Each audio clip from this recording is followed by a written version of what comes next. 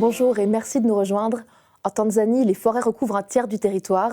Elles représentent une source de revenus importante pour les habitants, mais elles subissent aussi des pressions, coupe de bois abusive, braconnage ou déforestation. L'Association pour le développement des aires protégées, l'ADAP, soutient des initiatives locales de gestion communautaire. Sandy Mermo, bonjour. Bonjour. Vous étiez ici en novembre dernier pour nous parler justement de la protection de ces forêts tanzaniennes. Et aujourd'hui, si vous revenez, c'est pour nous présenter une activité que vous êtes en train de développer avec votre partenaire sur place. C'est la cueillette des champignons. Ce projet, il en est où ? Pour le projet de la réserve d'Hippolyte, on connaît les espèces, on connaît les pratiques des gens, on a aussi une bonne idée de la demande, on a fourni les premières formations techniques, mais maintenant, on doit encore travailler sur toutes les étapes qui permettent de relier les cueilleurs aux acheteurs et garantir vraiment des produits de bonne qualité et une filière pérenne. Donc, l'idée, en fait, c'est de dire ces personnes, elles ne cueillent pas juste des champignons pour leur propre consommation. Le but, c'est vraiment de les commercialiser et de manière professionnelle. Voilà, c'est ça. Parce que là, elles consomment localement pour le ménage, mais ces champignons sont vraiment présents en très forte quantité pendant la saison des pluies et il y a un surplus qui peut vraiment être valorisé et qui permet d'utiliser les produits de la forêt sans la couper. Et justement, il faut faire attention à quoi quand on cueille ces champignons pour pouvoir les commercialiser ? L'important, c'est de respecter, parce que les gens connaissent déjà. On n'est pas là pour leur apprendre les espèces. Ils les ont apprises avec leurs ancêtres. Ils les cueillent déjà. L'idée, c'est vraiment de dire les espèces qu'ils cueillent, on a envie que ce soit bien fait et de, par exemple, couper proprement les champignons avec un couteau pour pas endommager l'appareil souterrain du champignon, éviter le maximum de sable, vérifier qu'il n'y ait pas de vers, d'insectes avant le séchage. Et c'est ça, en tout cas pour garantir un produit de qualité, c'est ça les étapes. Avant de continuer cet entretien, on va découvrir les images que vous avez tournées sur place. C'était en février dernier. Les forêts tanzaniennes abritent des ressources pour les personnes qui vivent à proximité, comme des champignons sauvages. On trouve une cinquantaine d'espèces comestibles, dont une douzaine d'entre elles sont très appréciées, des amanites, des chanterelles ou des champignons termites par exemple. Pour beaucoup, la cueillette est une affaire de famille. Nous avons appris à cueillir des champignons en forêt quand nous étions enfants avec notre grand-père. Il nous montrait les champignons comestibles et on les cueillait. Mais l'environnement a changé en 2 générations. La forêt était près des villages, mais maintenant beaucoup de gens sont arrivés, surtout pour faire de l'élevage et de l'agriculture. La forêt a reculé et les champignons avec. L'ONG ADAP et son partenaire local Juiwai proposent une formation aux villageois pour leur permettre de vendre au meilleur prix les champignons collectés. Le but est de développer une source de revenus sans détériorer la forêt. Les habitants connaissent déjà les champignons comestibles de la région.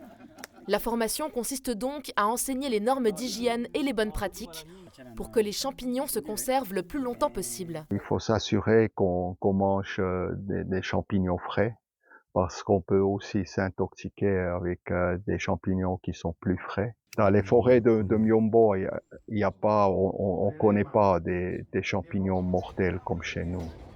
À une centaine de kilomètres du village d'Hippolyte, le marché de Tabora. Ici, les cueilleurs peuvent écouler leurs récoltes.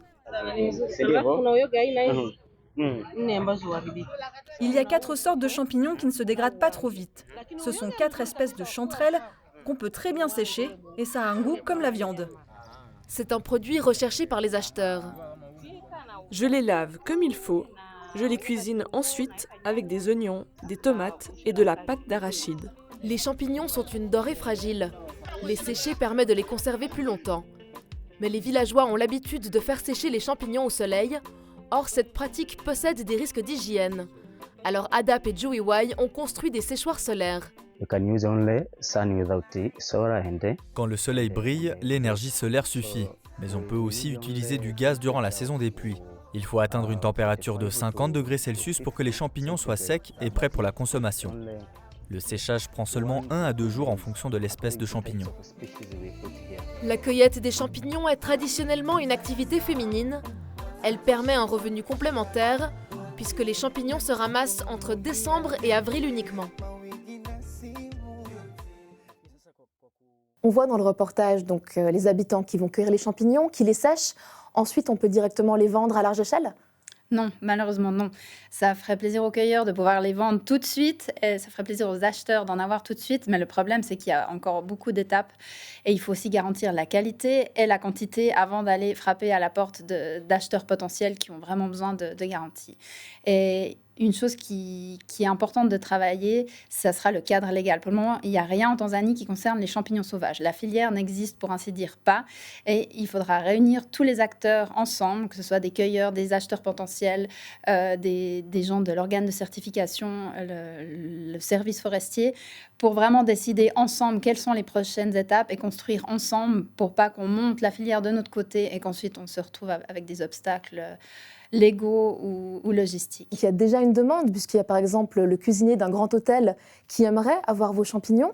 Donc ça veut dire que voilà, la demande, en fait, elle est déjà là. Vous ne créez pas quelque chose. Non, clairement. La demande est là. Chaque personne qu'on a rencontrée à qui on parle de ces champignons, ils les veulent, ils les aimeraient tout de suite.